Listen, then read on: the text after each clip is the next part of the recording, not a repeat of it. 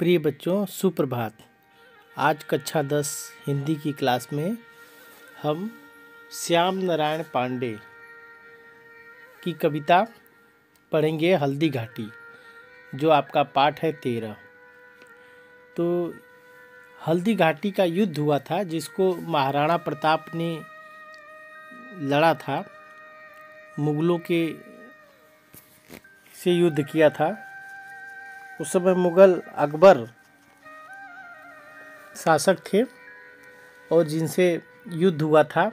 तो उस हल्दी घाटी युद्ध के ऊपर यह कविता लिखी गई है, जिस युद्ध में बड़ी वीरता के साथ महाराणा प्रताप ने युद्ध मुगलों से किया।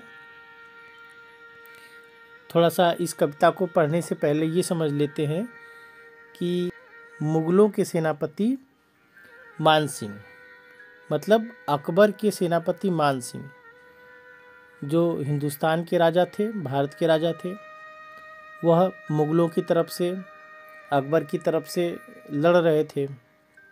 यह बात महाराणा प्रताप को पसंद नहीं थी कि भारतीय होते हुए कोई भारत के विपक्ष में होकर मुगलों की तरफ से होकर लड़े।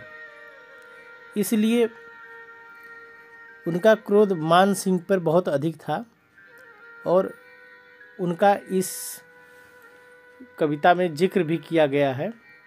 तो आइए पहले कविता पढ़ते हैं और इसके अर्थ को देखते जाते हैं। कविता है, मेवाड़ केसरी देख रहा, केवल रण का न तमाशा था, वह दौड़ दौड़ करता था रण, वह मान रक्त का प्यासा था।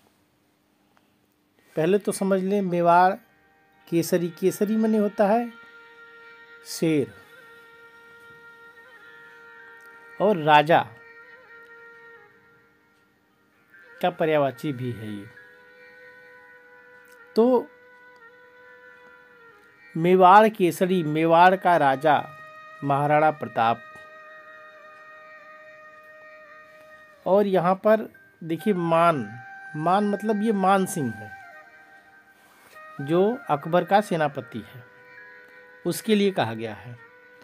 तो यहाँ जो अर्थ हो जाएगा कि महाराणा प्रताप जब युद्ध करते थे तो मात्र युद्ध को देखते नहीं थे, बल्कि वह स्वयं युद्ध क्षेत्र में जाकर उत्साहपूर्वक युद्ध लड़ते थे। रण माने युद्ध,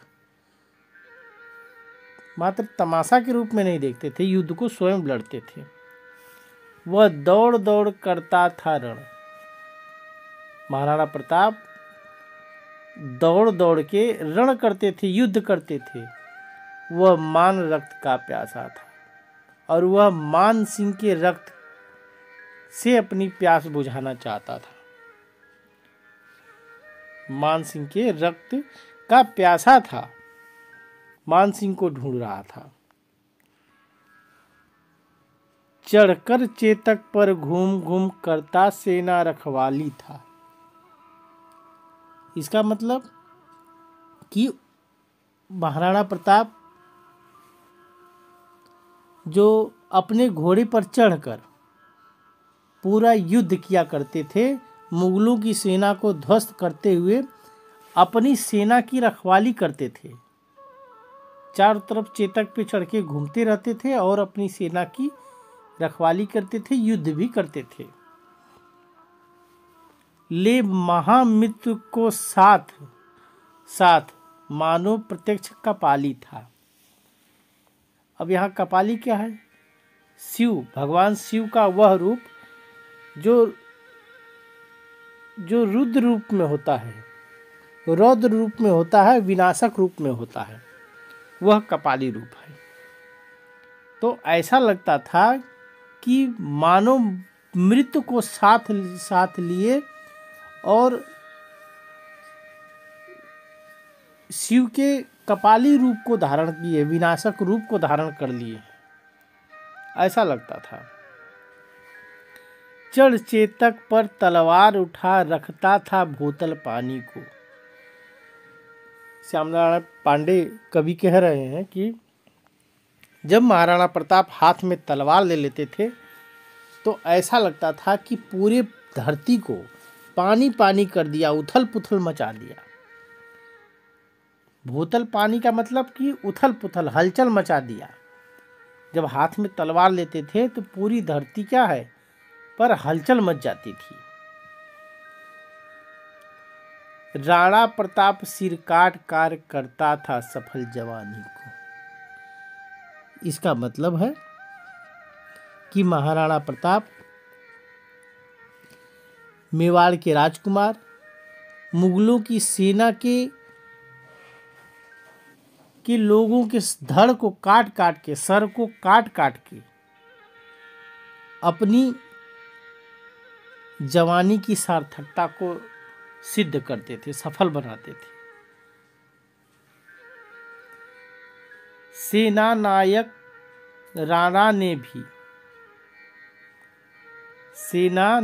राणा के भी रण देख देख चाह भरे,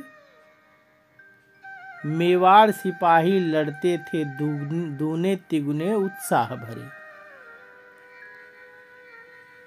महाराणा प्रताप को लड़ते हुए उनके सैनिक, सेना नायक और सैनिक जब देखते थे तो उनके अंदर अत्यधिक उत्साह का संचार हो जाता था। उनका रण माने युद्ध देखते थे तो उनके अंदर उत्साह का संचार हो जाता था, जिसके कारण सिपाही भी दुगने तुगने उत्साह से लड़ते थे। दुगना तिगुना उनके अंदर उत्साह भर जाता था राणा प्रताप के युद्ध को देखकर। क्षण मार दिया कर कोड़े से, रण किया उतर कर घोड़े से। किसी क्षण ऐसा लगता था कि राणा प्रताप घोड़े से उतरकर कोड़े से युद्ध कर रहे हैं। राणा रण कौशल दिखा दिखा चढ़ गया उतरकर घोड़े से। और इस प्रकार फिर उतरकर वो घोड़े पे चढ़ जाते थे और इस प्रकार घोड़े पर कभी चढ़कर कभी उतरकर युद्ध करते थे। यह उनका युद्ध कौशल था। अपने युद्ध के कौशल को वो दिखाते थे कि और सेनाओं को, मुगल सेना को परास्त करते थे। क्षण भीषण हलचल मचा मचा राणा कर की तलवार बढ़ी। जब राणा प्रताप अपनी तलवार को लेके हाथ में चलते थे, कर माने हाथ में लेके बढ़ते थे, तो कुछ क्षण के लिए जो है सेना में, मुगलों की सेना में हलचल मच जाता था। और क्या होता था शोर रक्त पीने का यह रणचंडी जीभ पसार बढ़ी। ऐसा लगता था कि चारों ओर शोर मच गया। और कैसा शोर, रक्त पीने का। और रणचंडी, चंडी दुर्गा का रूप, दुर्गा जी जब काली का रूप धारण करती हैं तो जीभ पसार के चलती हैं। जैसे लगता है कि वह दुष्टों का विनाश करने के लिए जीभ पसार के चल रही है, खून पीने के लिए चल रही हैं। ऐसा ही प्रतीत होता था जब राणा प्रताप हाथ में तलवार लेकर चलते थे तो चारों तरफ युद्ध मैदान में, रण क्षेत्र में हलचल मच जाता था और ऐसा शोर मचता था कि जैसे लगता कि रक्त पीने के लिए माँ दुर्गा स्वयं जीभ पसार के चल रही हैं, चंडी का रूप धारण करके। वह हाथी दल पर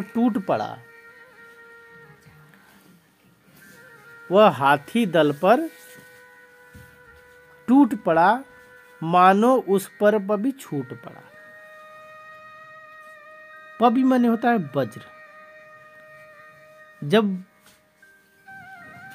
हाथी दल पे वो टूट पड़ते थे, युद्ध करने के लिए बढ़ते थे, तो ऐसा लगता था कि उन हाथियों पर वज्र टूट पड़ा है, वज्र गिर गया है। और क्या होता था, कट गए वेग से भूं, ऐसा लगता था धरती कट गई है, धरती को काट दिया गया, विभाजित कर दिया गया है।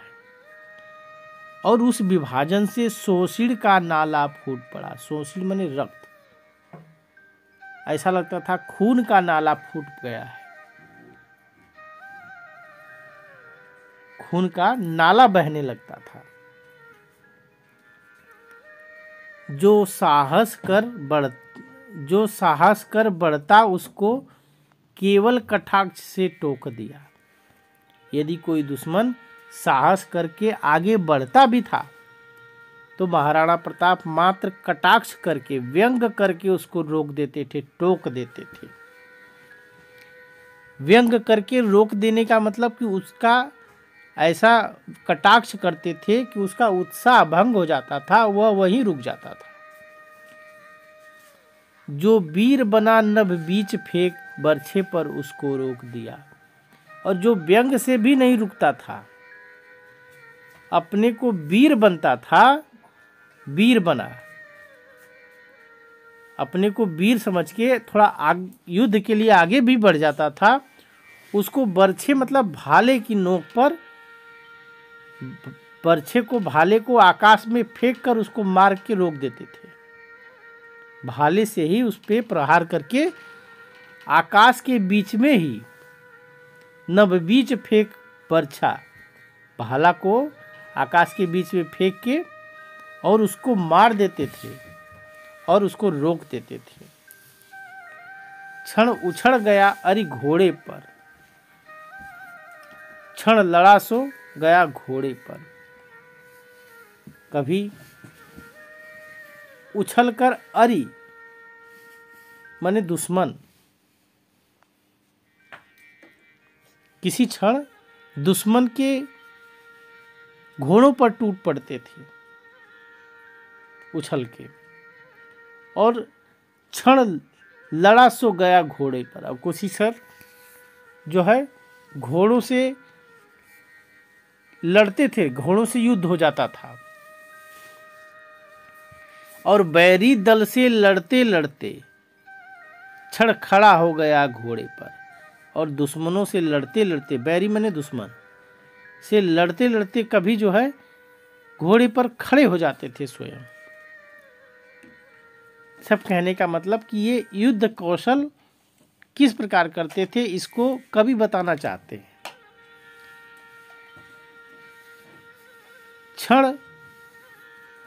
क्षण भर में गिरते रुंडों से, मदमस्त गणों के सुंडों से। यहां पर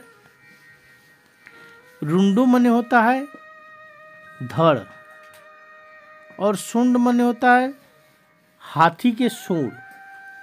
क्षण भर में धड़ से धड़ गिरने लगते थे, क्षण भर में धड़, गर्दन, चाहे वो घोड़े की हो, हाथी की हो। यहाँ रुंड जो है घोड़े की गर्दन को कहा गया है, और मदमस्त गजों के सूंडों से, और हाथी के सूंड भी कट के गिरते थे।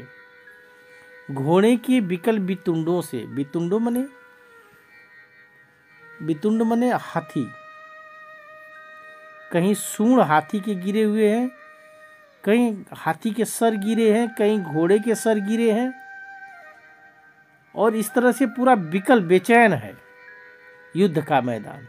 पट गई भूमि नर मुंडों से, नर मने मनुष्य के मुंडों से, मुड़ियों से, पूरा भूमि, युद्ध की भूमि पट गई है, ऐसा लगता था।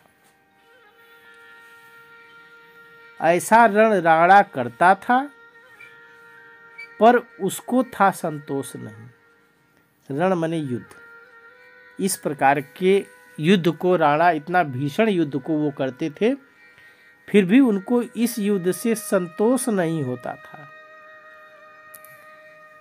क्यों नहीं संतोष होता था, इसको कभी आगे बताएंगे। कह रहे हैं कि क्षण क्षण आगे बढ़ता था वह प्रत्येक क्षण युद्ध में आगे ही बढ़ते जाते थे, पर कम होता था रोष नहीं। रोष मतलब महाराणा प्रताप का इतना युद्ध करने के बाद भी न उनको संतोष होता था, न उनका रोष माने क्रोध कम होता था। कहता था लड़ता मान कहाँ, वह कहते थे कि वह मान सिंह कहाँ लड़ रहा है युद्ध के मैदान में, वह मान सिंह कहाँ है जो मुगलों का साथ दे रहा है, मुगलों का सेनापति वह मान सिंह किधर है। मैं कर लूँ रक्त स्नान यहाँ कहाँ, मैं उसको मार के रक्त स्नान करूँगा, उसके खून से स्नान करूँगा, जिस पर तय विजय हमारी है, और रक्त स्नान करने पर ही हमारी विजय तय होगी। क्योंकि उसके स्नान से ही मेरी विजय क्यों तय होगी, क्योंकि वह मुगलों का अभिमानी है, अभिमान है, घमंड है, मुगलों को उस पर घमंड है, अभिमान है, इसलिए मैं उसके रक्त का स्नान करना चाहता हूँ। और वह मान सिंह कहाँ है। यह कविता की व्याख्या आपके सामने प्रस्तुत है। जो बच्चे इसको सुव्यवस्थित रूप से लिखना चाहते हैं वे इसका स्क्रीनशॉट लेके इसका अर्थ अपने नोटबुक में कॉपी में लिख सकते हैं। तो आइए इसकी व्याख्या इसलिए हम आपको दे दिए हैं कि आप इसको कॉपी में लिख भी सकते हैं, इसके अर्थ को समझ भी सकते हैं। समझ में तो चीज़ें आ जाती हैं, लेकिन उसको व्यवस्थित ढंग से लिखा कैसे जाए ये समझ नहीं पाते, इसलिए इसको देना पड़ा है। आप इसका स्क्रीनशॉट ले लीजिए। आशा है इस कविता का अर्थ आपको समझ में आया होगा। आज के लिए बस इतना ही। धन्यवाद।